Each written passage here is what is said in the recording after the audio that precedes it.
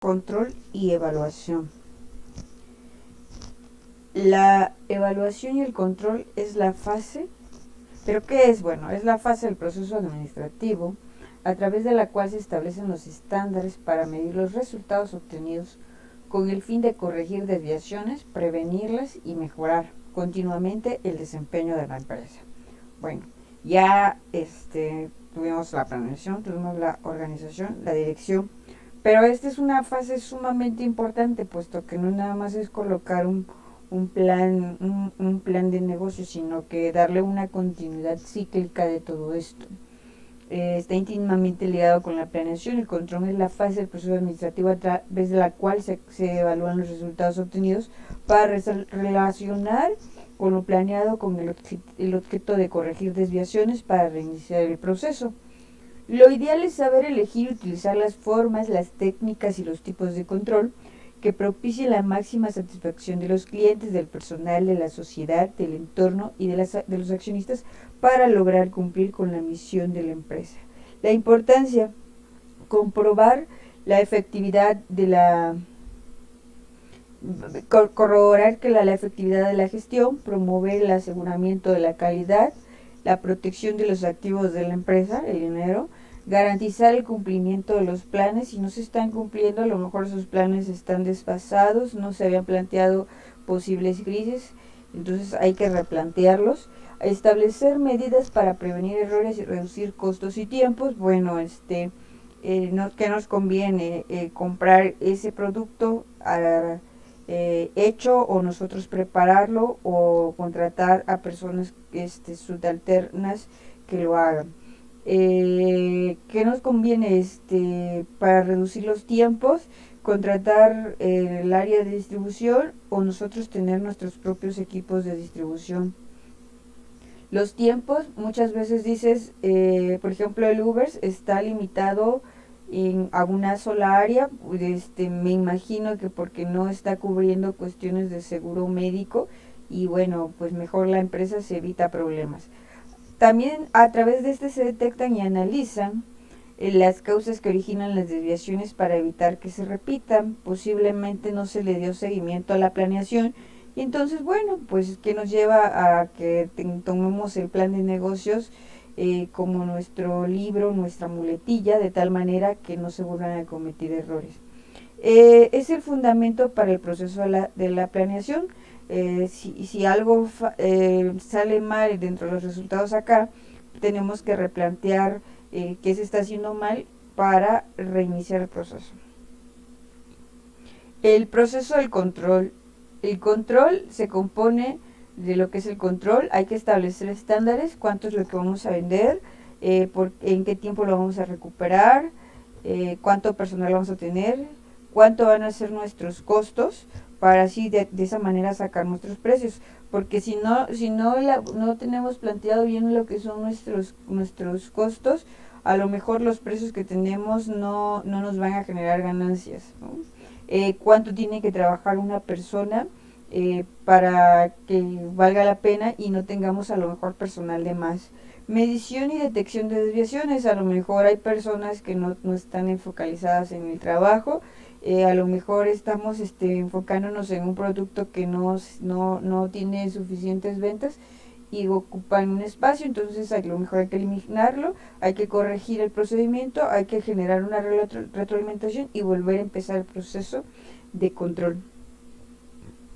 Los principios, dentro de los principios del control nos encontramos con el equilibrio. El equilibrio nos dice que para cada grado de delegación conferido debe establecerse el grado de control correspondiente. Ok, le hemos delegado a alguien, pero ¿cuál va a ser ese grado que va a corresponder? De la misma manera que la autoridad se delega y la responsabilidad se comparte, al delegar autoridad es necesario establecer los mecanismos para verificar que se cumpla con la responsabilidad conferida y que la autoridad se ejerza. ¿Por qué? Porque si dejamos la idea de que alguien realiza la actividad, estamos confiando en ellos, sí, pero tenemos que evaluar que realmente esté cumpliendo con las cosas como se le indicaron. Por ahí veía un programa en el cual se observaba que el procedimiento era lijar una puerta de auto y tenía que pasársele 2 capas de pintura. El empleado, a manera de hacer las cosas más rápidas, solamente no terminaba de lijar bien la puerta y tampoco realizaba las 2 pasadas de pintura. Se le delegó una responsabilidad, esa persona se supone que ya sabe hacerlo, sin embargo no estaba teniendo el equilibrio, no estaba cumpliendo con su responsabilidad. El principio número 2 son los indicadores. Los indicadores de actuación o estándares sirven de patrón para evaluar los resultados. Por ejemplo, cuántas puertas, en el caso de la lijada y de la cuestión de pintura, cuántas puertas debía de realizar un trabajador, cuál es la media de 20 trabajadores, pongámosle que la media son 5, pero hay personas que entran dentro del rango de que a lo mejor le logran 4, pero bueno, está dentro del rango. Ya si una persona realiza 2 o 1, entonces no está cumpliendo con los indicadores y habría que revisar qué es lo que está sucediendo ahí. Si a lo mejor no es una persona ideal para eso, a lo mejor no se le ha capacitado lo suficiente y por lo tanto no se siente segura para realizar esta actividad. La efectividad del control está en la relación directa con la precisión de los indicadores, ya que estos permiten la ejecución de los planes dentro de ciertos límites, minimizando errores y consecuentemente evitando pérdidas de tiempo y dinero. Posiblemente la persona no corresponde a esa área y nos está ocasionando pérdida de tiempo y dinero, porque posiblemente pudiéramos contratar a otra persona que sea más ágil para esa área y posiblemente esa persona la podemos colocar en otro punto. Punto número 3, la oportunidad. El control que no es oportuno carece de validez. Hay 2 puntos. Tomamos acciones preventivas o tomamos acciones correctivas. Lo mejor siempre será tomar acciones preventivas. Las correctivas significa que ya cometimos el error y tendremos que corregir. Y no cumple con su propósito. Para que sea eficaz requiere ser oportuno y propiciar que se aplique antes de que se efectúe. Por ejemplo, si vemos que ese trabajador está trabajando pero su desempeño no es alto, bueno, tenemos que ser oportunos, porque pongámosle que a lo mejor en la primera semana de trabajo su rendimiento es bajo, puesto que va entrando en lo que se adapta y ese tipo de cosas. Pero si en la segunda semana vemos lo mismo, en la tercera semana vemos lo mismo, tenemos que ser oportunos y llamarle a la persona, cuestionarle, preguntarle por qué sucede esto, analizar y a lo mejor indicarle que se ponga las pilas para que no se le tenga que retirar del trabajo. De tal manera que al momento de ver la oportunidad hay que tomar medidas correctivas con anticipación antes de que nos generen gastos.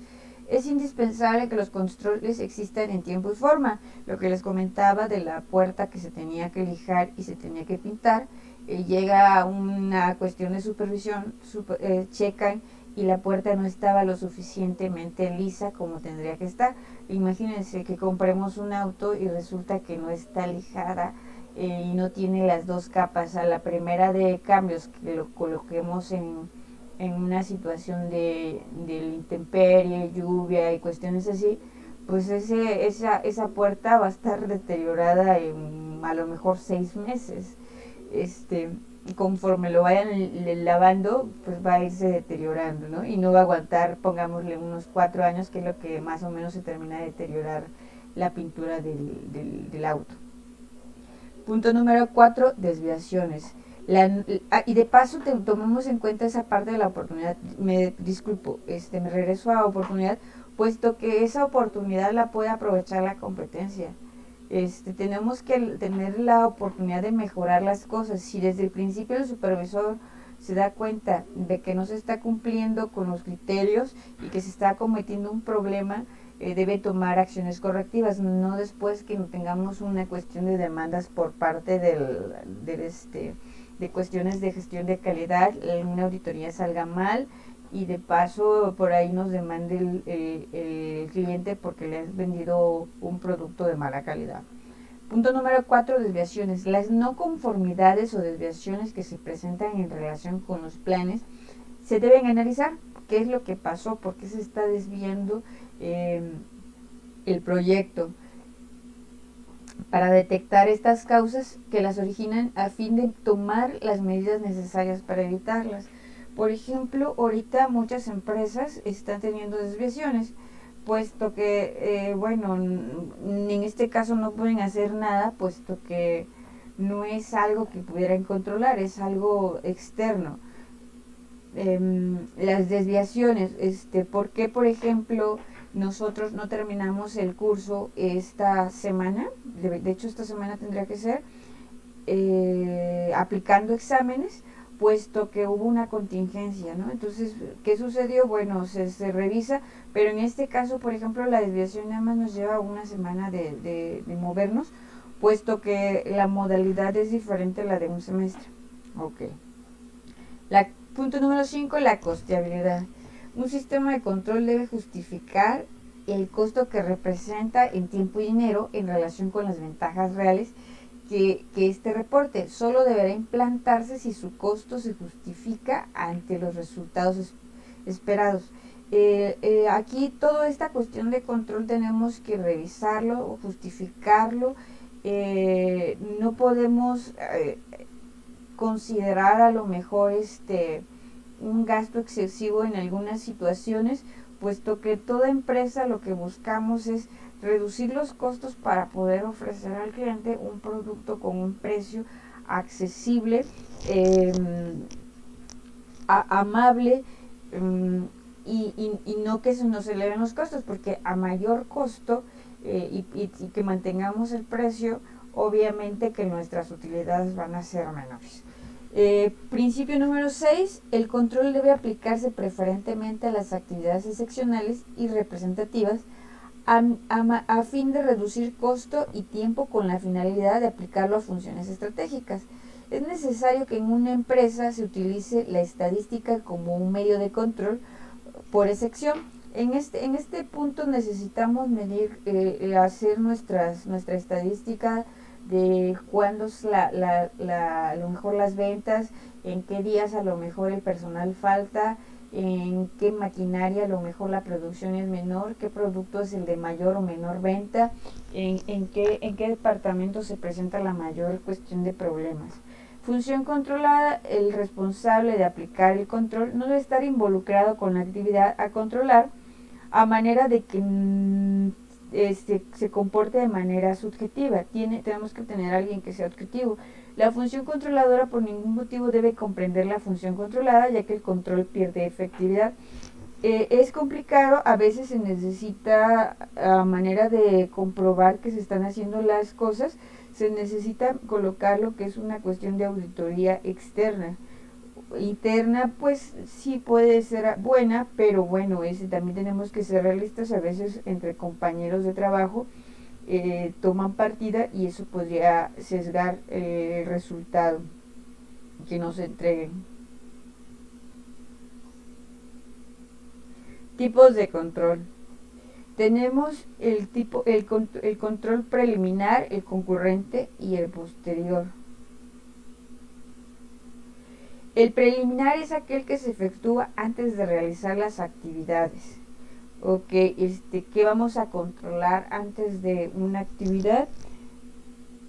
Tener proveedores, tener todos los insumos. Concurrente, se ejerce de manera simultánea la realización de actividades como un proceso continuo, que el lugar esté aislado de partículas, por ejemplo en el caso de ustedes con su negocio de frutas. Posterior se aplica después de haber realizado las actividades, normalmente un espacio en cuestiones de venta de alimentos. Posterior a eso se debe de limpiar, pues para evitar acumulación tanto de bacterias, mugre y situaciones incorrectas. Los sistemas de control. Para establecer un sistema de control se requiere contar con objetivos y estándares e indicadores. Primeramente, por ejemplo, el objetivo pues es entregar la fruta a los clientes. Los estándares es limpieza, indicadores, puntualidad podríamos indicar. Capacitar al personal para que comprenda y aplique dichos controles. Si a las personas, por ejemplo, para cuestiones de alimentos, ¿qué podemos controlar? Por ejemplo, que las personas tengan las uñas cortadas. Para preparar los alimentos usen guantes, usen gorro color blanco, mandil blanco, su cabello esté recogido, que no usen piezas de joyería y que se mantengan higienizadas, independientemente de las manos, una cuestión de que pues luzcan correctamente. Otra, por ejemplo, que al momento de preparar, de acceder a las frutas, sea previamente lavada, desinfectada con mecanismos más profundos, que el área de trabajo esté limpia. Todo este tipo de cuestiones, considerarlo en cuestiones de manuales, que a lo mejor no es tanto como un manual, pero sí considerarlo, anotarlos. Por ejemplo, si el personal, por ejemplo, para evaluar la efectividad de los controles, desde el momento que el trabajador llega a la empresa, nosotros nos habremos dado cuenta si la persona viene de forma conveniente, viene limpia, a lo mejor y huele mal, vemos que la persona trae las uñas o no se quiere poner los guantes, no se quiere colocar el gorro, a lo mejor le gusta hacer las cosas muy rápidas y es ágil, pero sinceramente no es no cumple con los criterios indicados para la limpieza de los productos. Algunos de los sistemas de control más comunes son los reportes a los informes, sistemas de información y formas. Para esto necesitamos supervisores. Los tipos de sistemas de control pueden ser reportes e informes, sistemas de información y formas.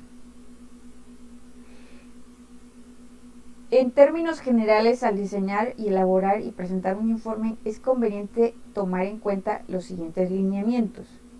Estos tienen que ser con fiabilidad. Es imprescindible que los reportes se sustenten en información confiable. No podemos decir que que vamos a reportar a una de las personas que trabajan con nosotros porque según nosotros no viene limpia. Obviamente no podemos entrar en la dinámica de grandes profundidades en ese sentido, pero se va a observar desde la pulcritud de su ropa, de sus zapatos, para saber si es apta para entrar al área. Que pongámosle que bueno, nosotros no podemos saber si se bañó, pero sí podemos hacer una cosa muy simple como someterlos a que al momento de ingresar pasen por un filtro de aguas con cloro en los zapatos, para que de esa manera de donde vengan las bacterias que traigan en zapatos no ingresen al área de preparación de alimentos. Que se laven desde la parte del codo a las manos y que se laven el rostro, a manera de que pues, cuando estén trabajando a lo mejor sí pues posiblemente sudoricen, pero por ejemplo ahorita con la contingencia lo más seguro que eso esté sucediendo en los centros de alimentos, para evitar que lo que hayan captado en el medio ambiente al trasladarse pues no sea llevado en algún momento a la comida.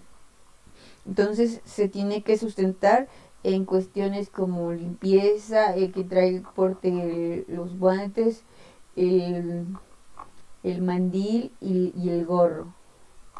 Unidad del tema. Cada informe debe referirse a un solo tema a fin de evitar confusiones. ¿Cuál es la higiene?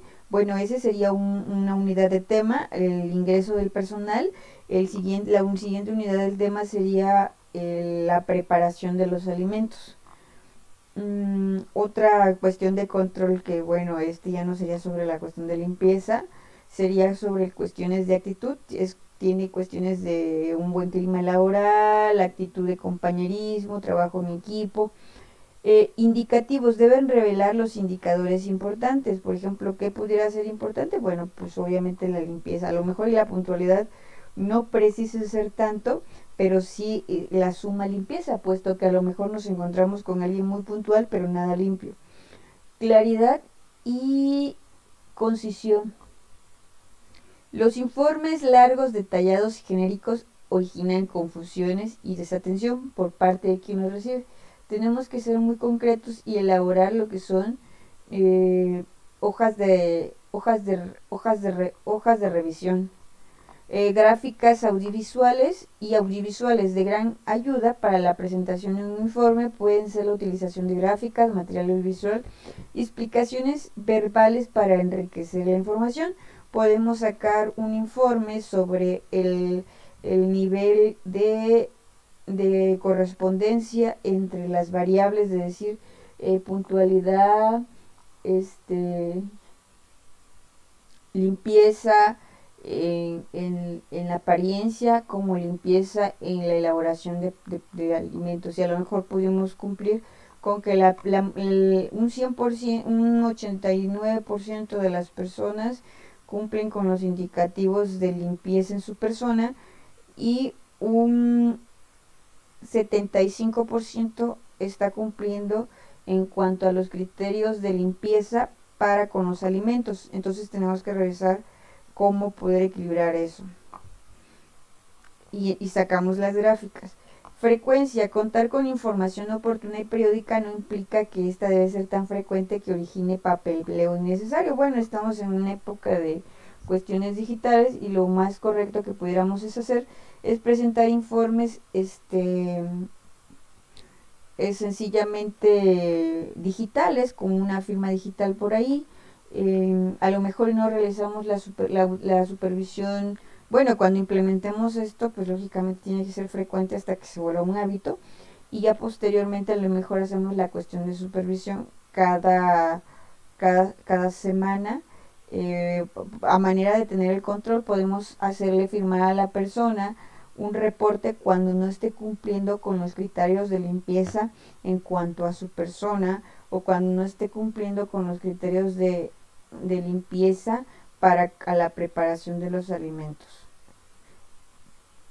Estas son medidas de control. De esa manera la persona está consciente que tiene un primer reporte, que a lo mejor ese primer reporte no pasa nada, pero en un segundo reporte ya habrá una sanción más grave, y en la tercera posiblemente exista el descuento de su día o no permitirle elaborar.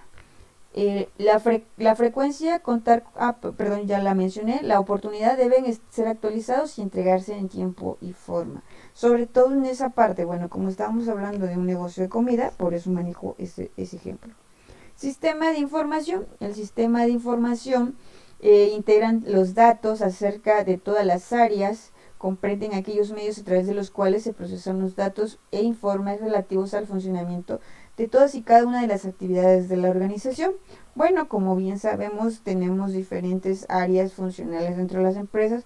Por ejemplo, el área de recursos humanos nos puede notificar cuántas personas tenemos, la media de sus edades, qué tipo de personal tenemos, profesional o técnico superior, cuánta fuerza de venta tenemos, cuántas personas tienen a lo mejor problemas de salud, cuántos problemas tienen problemas de salud mental. El área de marketing nos aporta información como es cuál es nuestro mercado meta, nuestro segmento, más o menos de cuánto está compuesto, quién es nuestra competencia directa e indirecta, más o menos cuáles son los rangos de nuestras ventas, la funcionalidad que tienen la fuerza de venta de Canvaseo. Entonces todas las áreas nos permiten tener bases de datos, reportes, informes, estadísticas, proyecciones, análisis del entorno, entre otros. Deben establecerse de acuerdo a las particularidades y requerimientos de cada organización, y tomar en cuenta en cuenta las necesidades reales de la empresa, así como el costo-beneficio de dicho sistema. Obviamente es como el cúmulo de toda la información, que algunos a lo mejor piensan es un exceso, Pero el tener un sistema de información nos permite tomar decisiones a futuro con base en la experiencia o los análisis o algunas informaciones posiblemente no nos sirvan en el momento, pero se deben de resguardar. Esto nos permite controlar pues todo el sistema. Este debe ser confiable, oportuno, válido, amigable y de fácil manejo. El sistema de información de cuestiones contables nos pueden indicar que la empresa no debe de invertir en la apertura de una nueva sucursal, puesto que tiene un adeudo muy elevado, y eso significaría complicaciones en casos de una contingencia. Tipos de sistemas de información: tenemos bases, reportes, informes, estadísticas, proyecciones, análisis del entorno, entre otros. Perdón, ya lo había mencionado. Cualidades: deben ser confiables, oportunos, válidos, amigables y fáciles de manejar. Tienen que ser confiables, o sea, no es como que, ay, se cayó la nube, tiene que ser oportuno. Ellos, como decía yo, la área de contabilidad nos puede notificar a tiempo antes de que cometamos el error de querer aperturar una sucursal. Pues ellos son los oportunos en decirnos no podemos porque nosotros no tenemos liquidez, no tenemos tenemos un adeudo y apenas estamos pagando por lo que ganamos, pagamos tanto. Validado. Amigable quiere decir que podamos tener la información y la podamos comprender, que no esté como codificada, tan codificada, de una manera tan difícil que no logremos entenderlo. Y pues obviamente fácil manejo. Las formas en todas las empresas debemos de colocar criterios generales para la transmisión y registro de datos relativos a las actividades que se desarrollan de cada departamento. Existen multitud de formas que van desde una tarjeta de control de asistencia al personal hasta una póliza de contabilidad. Pero las formas de alguna manera facilitan la transmisión de la información y sirven para registrar adecuadamente las operaciones. Se sugiere mucho a manera de validar las cosas, mandar a elaborar la parte de diseños especiales de tal manera que no cualquiera pueda vulnerarlos, con sellos, hojas membretadas por ahí, de tal manera que esas hojas pues son como que la garantía de que el papel que te estoy mandando es seguro y no fue un papel tan simple de sacar con una impresora de la oficina. Entonces hay que considerar eso. También tenemos lo que es la auditoría como forma de revisar los procesos. La auditoría pues es la revisión sistemática de los resultados de la empresa. Esta puede ser contable o puede ser administrativa. La auditoría contable, por ejemplo, nos permite dictaminar si la información financiera que se presenta en los diferentes esquemas de información de la empresa, si los resultados que se presentan son auténticos. De repente a lo mejor alguien se equivocó o alguien alteró los datos y por eso no entendemos cómo se supone que tenemos tanto de dinero y resulta que ese dinero no aparece en ningún lado, o sea, no puede ser. De esa manera podemos asegurarnos que realmente se está llevando de manera correcta la parte contable. Esta evaluación se realiza con base en la revisión y examen detallado de todos los registros contables con el fin de verificar la autenticidad de los registros y los estados financieros. Para esto se aplican lo que son los principios de contabilidad, o las NIF. Como se puede inferir, esta auditoría es un control aplicable al control financiero y su utilización pues obviamente es trascendental. Estamos hablando de dinero. Mediante la auditoría administrativa se establecen métodos que permiten evaluar el cumplimiento del proceso administrativo, que es lo que estamos viendo ahorita, con objeto de alcanzar una mayor eficiencia de las áreas y por ende en la consecución de sus objetivos. Esta de alguna manera permite eso. Ahí lo que buscamos es ver la función económica, la estructura formal, las utilidades, la atención de los accionistas, la investigación y desarrollo, consejo de administración, políticas fiscales, eficiencia en la producción, distribución y logística y evaluación de los ejecutivos.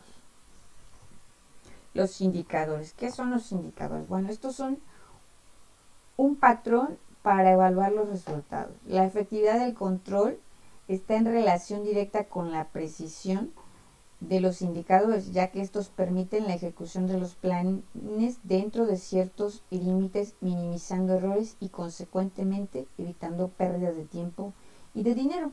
Independientemente del tamaño de la empresa, los objetivos e indicadores bien establecidos son los estándares que sirven para evaluar el logro de resultados. Una de las ventajas de estos es que se utilizan razones o indicadores cuantitativos para cada uno de los factores anteriormente mencionados. Algunos ejemplos de estos indicadores los menciono a continuación. Claro está que estos indicadores son indicadores financieros. Tenemos un índice y acá tenemos, por ejemplo, les mencionaba yo en la parte de organización la cuestión de algunos formatos contables. Y en esta parte yo les mencionaba lo que eran los activos, los pasivos, el capital contable, y tenemos el activo circulante, lo dividimos entre las obligaciones a corto plazo, capital contable entre el activo fijo y así sucesivamente. Luego tenemos indicadores financieros, que es lo que les comentaba, que por ejemplo los contadores nos pueden decir algunas cuestiones como si podemos o no podemos aperturar una nueva sucursal, puesto que si tenemos liquidez es el hecho de que si tenemos un problema ahorita tengamos el dinero en la mano y podemos solucionar el problema. A eso le llamamos liquidez. Entonces aplican las fórmulas que están en la parte inferior para poder determinar